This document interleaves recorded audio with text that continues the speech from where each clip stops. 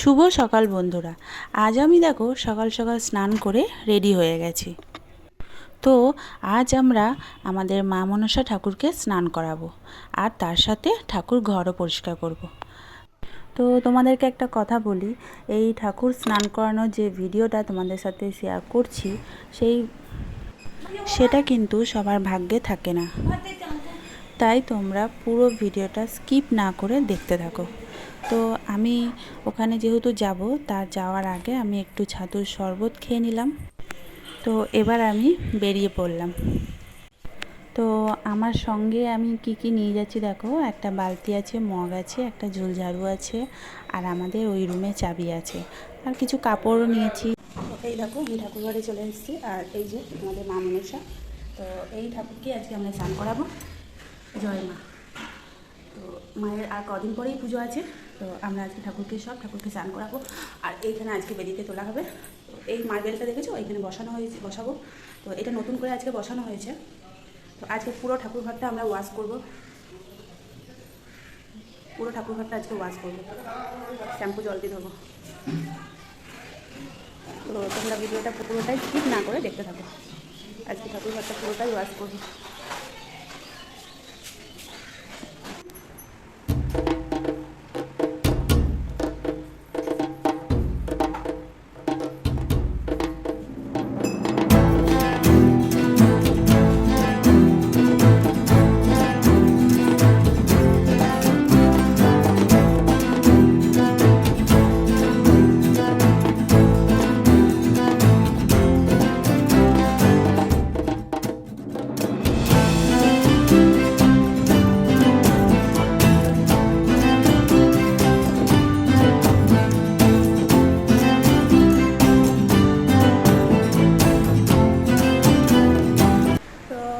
দেখলে আমার ঠাকুরকে স্নান করানো হয়ে গেছে। তো একবার দেখে নাও।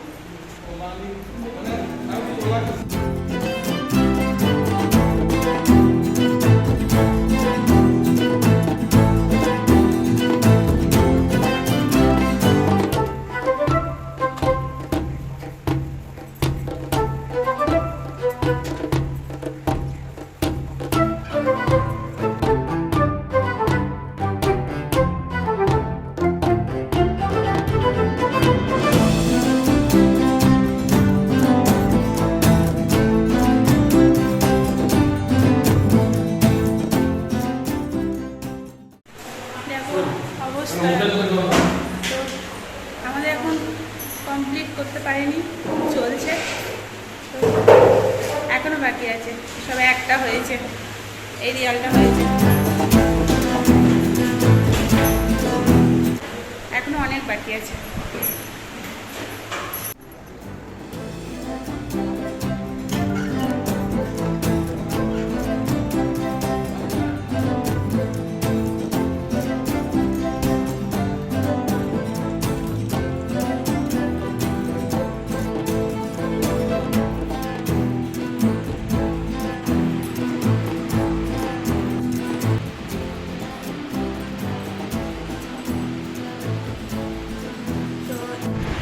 এই দেখো আমার ঠাকুরঘর পুরো ধোয়া কমপ্লিট হয়ে গেছে।